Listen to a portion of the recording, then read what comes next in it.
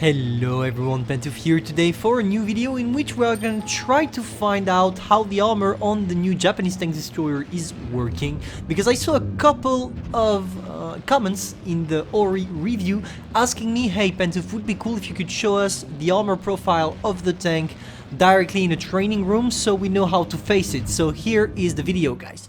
First thing first, we're gonna do it like this. We're gonna start with the tier 7, after tier 8, tier 9, and then the tier 10.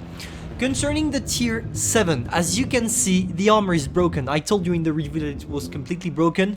Of course, you need to I want to remind you one thing here. The guy shooting me, it's Woodaddy, by the way. Thank you for your contribution to this video. Woodaddy is using the AMX Defender, or I don't remember the exact name of this one, but the LCV Abyss at tier 7, which doesn't have the best penetration ever.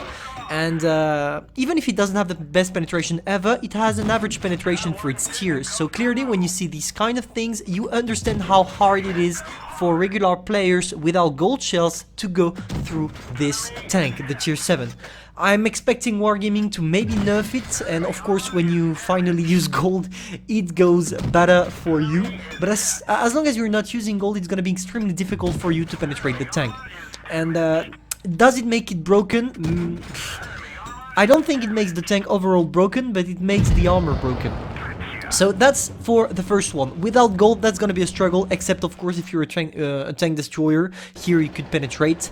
Now let's watch the weakest in terms of armor, the tier 8, the Ori version 1. So, concerning this tank, nothing really hard. As you can see, you can go straight away and penetrate it right away. Here, with that, it is using an IS-3, and honestly, the armor profile on this one is bad. That's why I told you to wiggle, because if you check the gun mantlet, if you manage to only show the top of your hull and you wiggle a bit for your gun mantlet, if you wiggle enough for your enemy to hit the gun mantlet, you're gonna make him bounce. And that's why I told you in the review to wiggle the tank. It's extremely important if you want to avoid being penetrated, because the rest of the tank is clearly pepper. Now, the tier 9. The tier 9 is, to me, in terms of armor, the more interesting. That's the one having the most armor. Because as you can see, it's nearly impossible for the E50 to penetrate in other angles than the regular frontal lower plate. Of course, you're gonna see here, maybe some of you are asking themselves, is it a weak spot right there? And it's nothing. It doesn't count in the armor of the tank.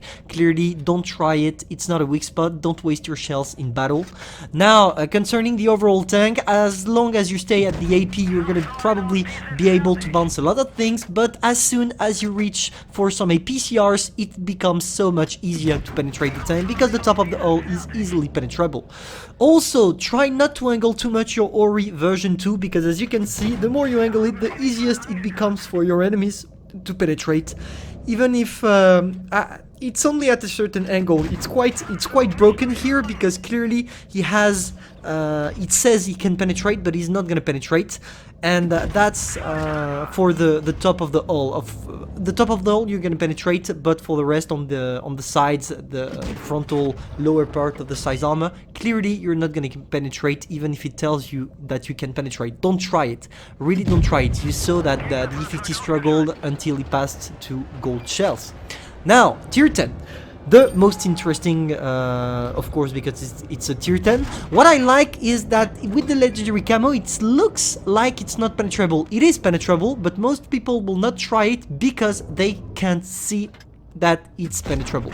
Here he is playing with regular AP. I'm not really angling my tank, just to show you that this one is extremely weak to tier 10 shells if you don't try to angle it a little bit.